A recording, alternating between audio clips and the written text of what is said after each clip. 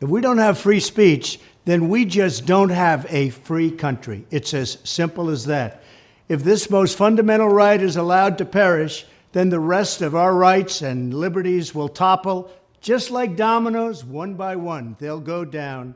That's why today I'm announcing my plan to shatter the left-wing censorship regime and to reclaim the right to free speech for all Americans.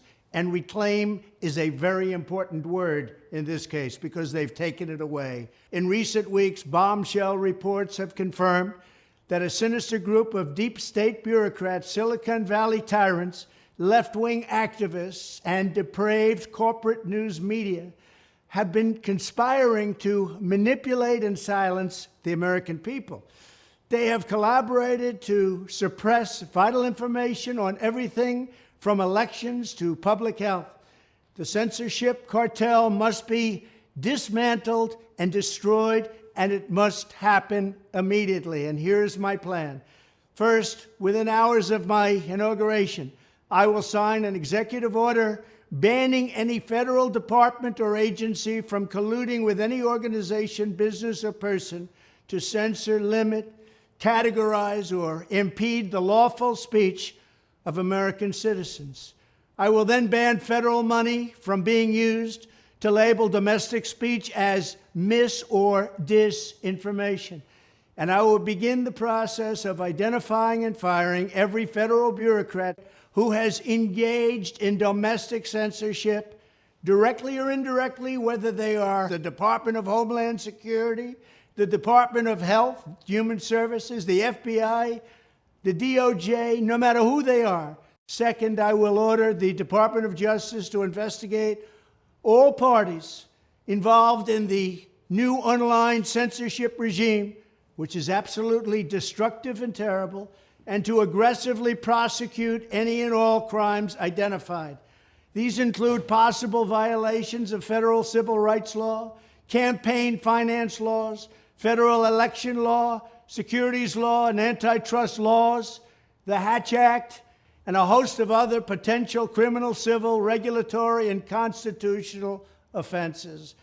To assist in these efforts, I am urging House Republicans to immediately send preservation letters, and we have to do this right now, to the Biden administration, the Biden campaign, and every Silicon Valley tech giant, ordering them not to destroy evidence of censorship.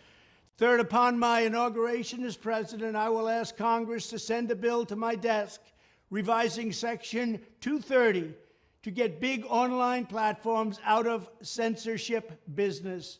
From now on, digital platforms should only qualify for immunity protection under Section 230 if they meet high standards of neutrality, transparency, fairness, and non-discrimination.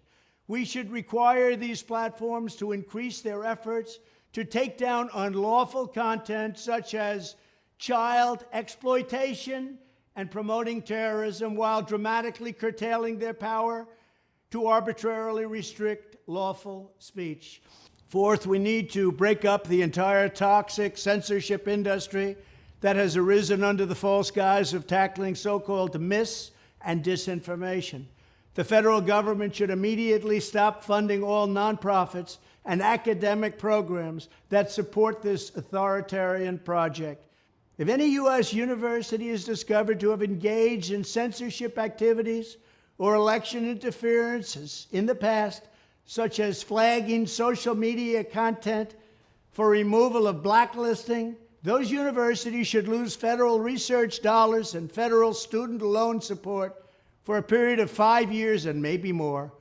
We should also enact new laws laying out clear criminal penalties for federal bureaucrats who partner with private entities to do an end run around the Constitution and deprive Americans of their First, Fourth, and Fifth Amendment rights. In other words, deprive them of their vote. And once you lose those elections, and once you lose your borders like we have, you no longer have a country. Furthermore, to confront the problems of major platforms being infiltrated by legions of former deep staters and intelligence officials, there should be a 7-year cooling-off period before any employee of the FBI, CIA, NSA, DNI, DHS, or DOD is allowed to take a job at a company possessing vast quantities of U.S. user data. Fifth, the time has finally come for Congress to pass a digital Bill of Rights. This should include a right to digital due process. In other words, government officials should need a court order to take down online content, not send information requests such as the FBI was sending to Twitter. Furthermore, when users of big online platforms have their content or accounts removed, throttled, shadow banned, or otherwise restricted, no matter what name they use, they should have the right to be informed that it's happening, the right to a specific explanation of the reason why, and the right to a timely appeal. In addition, all users over the age of 18 should have the right to opt out of content moderation and curation entirely and receive an unmanipulated stream of information if they so choose. The fight for free speech is a matter of victory or death for America and for the survival of Western civilization itself. When I am president, this whole rotten system of censorship and information control will be ripped out of the system at large. There won't be anything left. By restoring free speech, we'll begin to reclaim our democracy and save our nation. Thank you, and God bless America.